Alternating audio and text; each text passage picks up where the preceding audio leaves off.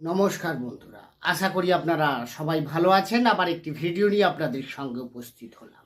আজকের বিষয়বস্তু কন্যা রাশির জন্য খুবই গুরুত্বপূর্ণ, কারণ আজকে যে বিষয় নিয়ে আলোচনা করব তা হলো কন্যা রাশির জুলাই 2024 আপনার কেমন যাবে, 9টা গ্রহের অবস্থান কেমন থাকবে, সেই অনুযায়ী আপনার স্বাস্থ্য, শিক্ষা, প্রেম, ভালোবাসা, বিবাহিত জীবন, ভাগ্য, কেরিয়ার, বিজনেস, এ সমস্ত বিষয় নিয়ে।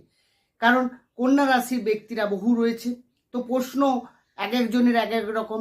যারা পড়াশুনো করছেন তাদের এই সময় যদি এক্সাম থাকে কেমন যাবে, বা আপনি এক্সাম দিয়েছেন এই মাসে আপনার তার রেজাল্ট বেরোচ্ছে, সেটা কেমন চলবে।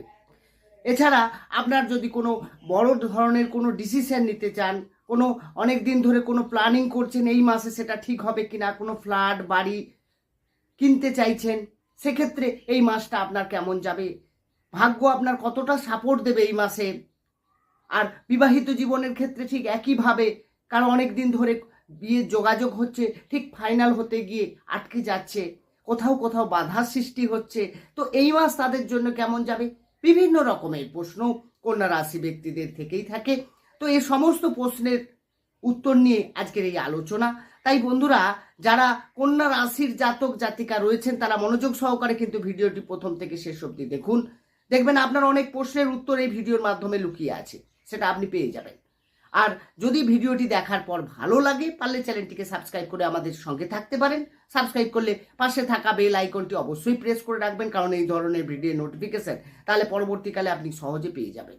আসি মেন আলোচনায়। তাহলে যখনই জুলাই শুরু হবে, আপনার রাশির সাপেক্ষে গ্রহের অবস্থান থাকবে অনেকটা এরকম, অর্থাৎ আপনার রাশির মধ্যে অবস্থান করে থাকবে কেতু, সপ্তমে থাকছে রাহু, ষষ্ঠভাবে থাকছে শনি, অষ্টমে মঙ্গল, নবমে বৃহস্পতি, দশমে রবির সঙ্গে শুক্র এবং একাদশভাবে অবস্থান করে থাকবে বুধ। তাই বন্ধুরা, গ্রহের অবস্থান যা থাকছে সেই অনুযায়ী আপনার স্বাস্থ্য এই মাসে কি বলছে, স্বাস্থ্য কেমন যাবে কন্যা রাশির ক্ষেত্রে। বন্ধুরা, স্বাস্থ্য বিচার করা হয় রাশির অধিপতি গ্রহের অবস্থান অনুযায়ী। রাশির অধিপতি গ্রহ হচ্ছেন বুধ, যে কিনা আপনার রাশির একাদশভাবে অবস্থান করে থাকবে 19শে জুলাই পর্যন্ত। তাহলে একাদশ ভাব আমাদের শুভ ভাব, সেখানে যখন বুধের অবস্থান থাকছে, তার মানে আপনার 19শে জুলাই পর্যন্ত কোনো স্বাস্থ্য সম্বন্ধীয় কোনো সমস্যা আপনার থাকছে না। 19শে জুলাইয়ের পর যখনই বুধ আপনার রাশি সাপেক্ষে দ্বাদশে গোচর করে যাবে, তখন কিন্তু আপনার কিছুটা হলেও ডিস্টার্ব দেখা যাবে। বিশেষ করে স্কিন রিলেটেড ইনফেকশন জনিত সমস্যা, পেটের কিছু সমস্যা আসতে পারে। আপনাকে একটু খাওয়া দাওয়ার উপরে বিশেষ নজর রাখতে হবে। তাছাড়া আপনার ওভারঅল দেখা গেলে স্বাস্থ্য ঠিকঠাক থাকবে। 19শে জুলাইয়ের আগে তো কোনো স্বাস্থ্য নিয়ে কোনো সমস্যা নেই। এরপরে যে বিষয় আসবো সেটা বিদ্যার্থীদের জন্য, যারা শিক্ষার সঙ্গে যুক্ত আছে, যারা পড়াশোনা করছেন, হাই এডুকেশনের দিকে যাচ্ছেন বা কোনো সিদ্ধান্ত নিতে যাচ্ছেন, তাদের জন্য। বন্ধুরা, পঞ্চম থেকে আমাদের শিক্ষা বিচার করা হয়। পঞ্চমের অধিপতি গ্রহকে না শনি, যে কিনা আপনার রাশি সাপেক্ষে ষষ্ঠে অবস্থান করে থাকছে। ষষ্ঠভাবে থাকলেও সে কিন্তু নিজের ঘরে অবস্থান করে থাকছে। বুধের দৃষ্টি আপনার পঞ্চম ভাবের উপরে থাকছে। এরপর 7ই জুলাই শুক্রের দৃষ্টিও পড়বে, কারণ শুক্র আপনার ভাগ্যের অধিপতি গ্রহ। 16ই জুলাইয়ের পর রবির দৃষ্টি আপনার পঞ্চম ঘরের উপরে পড়বে। তার মানে শিক্ষার ক্ষেত্রে কিন্তু যথেষ্ট ভালো দেখাচ্ছে। আপনি যদি এই মাসে কোনো গভর্নমেন্ট জবের জন্য আপনি ফর্ম ফিল আপ করে থাকেন বা এক্সাম চলছে আপনার, সেক্ষেত্রে খুব ভালো রেজাল্ট আসতে পারে। এছাড়া আপনারা কোনো অ্যাডমিশন নিতে চাইলে বা পড়াশোনায় সব থেকে ভালো আপনার মন বসবে। আপনি দেখবেন 19শে জুলাইয়ের আগে পর্যন্ত আপনার মনটা অনেকটাই পড়াশুনোর দিকে থাকবে এবং আপনাকে নতুন কিছু করার ইচ্ছে এবং আপনার মধ্যে জ্ঞানের সঞ্চয় হওয়া।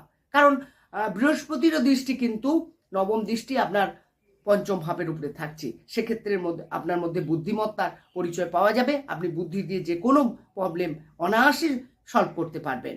এরপরে যে বিষয় আসবো সেটা হচ্ছে আপনার প্রেম ভালোবাসার ক্ষেত্রে। হ্যাঁ বন্ধুরা, পঞ্চম থেকেই আমরা কিন্তু প্রেম ভালোবাসা বিচার করি। তাহলে পঞ্চমপতি ষষ্ঠে অবস্থান এবং পঞ্চমের উপরে বুধের দৃষ্টি, এক্ষেত্রে প্রেমের ক্ষেত্রে যথেষ্ট ভালো দেখাচ্ছে। আপনাদের দুজনের মধ্যে বন্ডিং ভালো হবে, ফিলিং ভালো থাকবে, দুজনে মিলে কোনো ডিসিশন নিতে পারেন। তবে 19শে জুলাইয়ের আগে প্রেমের ক্ষেত্রে যতটা ভালো থাকবে, 19শে জুলাইয়ের পর কিন্তু ততটা থাকবে না। কারণ যখনই দ্বাদশে যাবে তখন আপনার মন কিন্তু ডাইভার্ট থাকবে। কারণ এমনি আপনার রাশির মধ্যে কেতু অবস্থান করে থাকছে, তো আপনার মধ্যে কৌতূহল, সন্দেহ এগুলো তো থাকবেই কোনো একটা বিষয় নিয়ে, বা আপনার যে সামনের ব্যক্তি রয়েছে, হ্যাঁ, সেটা যার সঙ্গে আপনি রিলেশনে রয়েছে তার কথাতে আপনার কিছু ভুল বা তার কথাতে কিছু সন্দেহ এগুলো দেখা যেতে পারে।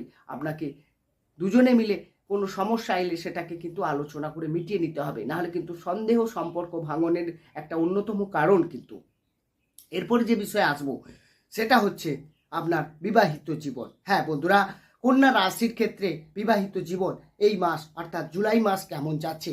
যারা অবিবাহিত রয়েছে সেই সব কন্যা রাশির ক্ষেত্রে বলবো, বিবাহের ক্ষেত্রে আপনার যেহেতু সপ্তম থেকে বিবাহ বিচার করা হয়, তাহলে সপ্তম পতি অবস্থান করে আছে আপনার রাশি সাপেক্ষে নবম ভাবে।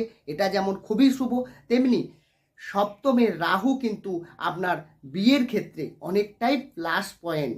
এখানে কিন্তু বাধা দেবে না আপনার বিয়েতে, আপনার কারণ রাহু হচ্ছে ভোগকারক গ্রহ। সেক্ষেত্রে আপনার বিয়ের জন্য রাহুর আপনার রাশির উপরে দৃষ্টি বা সপ্তমে অবস্থান এক্ষেত্রে কিন্তু অনেক বেটার। কিন্তু রাহু বিবাহিত জীবনের ক্ষেত্রে যারা সম্পর্কে অলরেডি আছেন, যাদের ছেলে মেয়ে রয়েছে, তাদের ক্ষেত্রে বন্ধুরা কিছুটা হলেও ডিস্টার্ব তৈরি করতে পারে, কিছুটা হলেও সন্দেহ তৈরি করতে পারে। তবে ওভারঅল তাদের কিন্তু সম্পর্কটা আবার ঠিকও হয়ে যাবে শেষে, কারণ বৃহস্পতির অবস্থানগতভাবে যথেষ্ট ভালো, এবং আপনার যে লাইফ পার্টনার রয়েছে তার ভাগ্যে, তার কেরিয়ারে কোনো না কোনো ডেভেলপ এই সময় কিন্তু দেখতে পাওয়া যাবে। এরপরে যে বিষয়ে আসবো সেটা হচ্ছে আপনার ভাগ্য। হ্যাঁ বন্ধুরা, ভাগ্য বিচার করা হয় নবম ভাব থেকে। নবমে তো বৃহস্পতি রয়েছে, খুব ভালো। আপনার ক্ষেত্রে ভাগ্যে অনেকটা প্লাস পয়েন্ট রইল। আপনি দেখবেন এই মাসে কোনো পূজা অর্চনা, বাড়িতে কোনো মাঙ্গলিক অনুষ্ঠান, সেটা আপনি যেমন করতে পারেন। তার সঙ্গে সঙ্গে পিতার সঙ্গে আপনার সম্পর্ক এবং পিতারকে শ্রদ্ধা, এগুলো সম্মান, এই জায়গাগুলো কিন্তু বেশ ভালো রয়েছে এই সময়টা।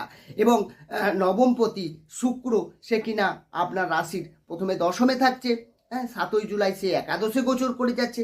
দশম একাদশ ভাব আমাদের যথেষ্ট ভালো। তো সেক্ষেত্রে ভাগ্য একদম এই মাসে কিন্তু দারুণ থাকছে। আপনি যে কোনো শুভ কাজ, মাঙ্গলিক কাজ যেমনই করবেন, তেমনি আপনার অনেক না হওয়া কাজও এই মাসটায় কিন্তু অনেক সাকসেস পাবেন। এছাড়া আপনি কোনো প্ল্যানিং করতে পারেন, কোনো ব্যবসা শুরু করতে পারেন, বা কোনো ইনভেস্ট করতে চাইলে এই মাসে কিন্তু করতে পারেন। জমির ক্ষেত্রে ইনভেস্ট করতে গেলে কিন্তু 13ই জুলাইয়ের আপনি আগে করে নেবেন, তাহলে কিন্তু অনেকটা ভালো। কারণ মঙ্গলের অবস্থানগতভাবে বিপরীত রাজযোগ তৈরি করে অষ্টমপতি অষ্টমে থাকছে, কিন্তু যখনই অষ্টমপতি নবমে চলে আসবে সেখানে কিছুটা হলেও বাধা সৃষ্টি করতে পারে। তো এক্ষেত্রে আমি বলবো আপনারা 13ই জুলাইয়ের আগে এটা করে নিন। ভাগ্য এই মাসে যথেষ্ট ভালো থাকছে, আপনারা নিশ্চিন্তে এগোতে পারেন। এরপরে যে বিষয়ে আসবো সেটা হচ্ছে আপনার কেরিয়ার, কর্মক্ষেত্র নিয়ে। বন্ধুরা, কেরিয়ার বিচার করা হয় দশম ভাব থেকে। দশমের অধিপতি গ্রহ বুধ, যে কিনা আপনার রাশির একাদশে থাকছে, 19শে জুলাই দ্বাদশে চলে আসবে। তাহলে 19শে জুলাই পর্যন্ত দেখতে গেলে আপনার কিন্তু কেরিয়ারে ভালো দেখাচ্ছে। আপনার যদি কোনো প্রমোশন থাকে, এবং সবথেকে বড় কথা হচ্ছে আপনি কোনো কাজকে আপনি মনের মতো করে করতে পারবেন। হ্যাঁ, আগে দেখবেন আপনি যে কোনো কাজ করুন, অনেকে দেখবেন আপনাকে ভুল ধরার জন্য চেষ্টা, আপনার টার্গেট অনেক বেশি করতে পারে। যারা টার্গেট ওরিয়েন্টেড জব করেন তাদের ক্ষেত্রে তো অনেক চাপ থাকছিল, কিন্তু সেই জায়গা থেকে আমি বলবো 19শে জুলাইয়ের মধ্যে, এই জুলাই মাসে আপনার অনেকটা চাপ কমবে। আপনি নিজের মতো করে কাজ গোছাতে পারেন, কাজে তারিফ হবে, প্রশংসা হবে। কারণ আপনার 16ই জুলাই পর রবি, সেও কিন্তু আপনার দেখতে গেলে একাদশে গোচর করে যাচ্ছে। সেক্ষেত্রে অনেকটা ভালো ফল দেবে। দশমে ছিল, তাহলে দশমে অবস্থায় কর্মের জায়গায় রবি থাকা মানে যারা সরকারি চাকরি করছেন তাদের ক্ষেত্রে আমি বলবো অনেক ভালো সময়। আবার দশমপতি সেও কিন্তু যথেষ্ট ভালো অবস্থায় রয়েছে 19শে জুলাই একাদশে, সেক্ষেত্রে অনেকটা সাপোর্ট পাবে। কিন্তু 19শে জুলাইয়ের পর যারা বিদেশে কর্ম করছেন বা কর্মসূত্রে বাইরে যাওয়ার এটা কিন্তু যোগ দেখাচ্ছে, বা যারা এখানে থাকছেন তাদের কিছুটা হলেও মাইন্ড ডাইভার্ট হতে পারে, তাদের কিছুটা কাজে অমনোযোগী হয়ে তুলতে পারে, ধৈর্যহারা হয়ে যেতে পারেন। এক্ষেত্রে আপনাকে একটু সাবধান হতে হবে। আর বিদেশি কর্মরত ব্যক্তিরা, তাদের ক্ষেত্রে কি হবে, 19শে জুলাইয়ের পর যথেষ্ট ভালো ফল দিতে চলেছে।